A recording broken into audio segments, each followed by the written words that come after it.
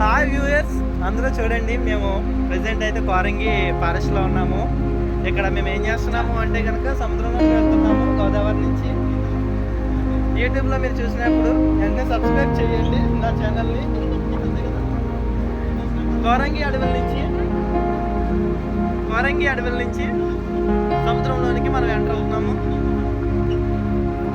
చూడడానికి చాలా చక్కగా ఉంది. మిస్సీ ప్రేమ్ కుమార్ అనే యూట్యూబ్ ఛానల్లో ఈ యొక్క వీడియో వస్తుంది. సబ్స్క్రైబ్ చేయండి, వీడియో చూడండి. ఫ్రీగా అయితే చూడకండి ఎవరు కూడా. అందరికీ చెప్పేసి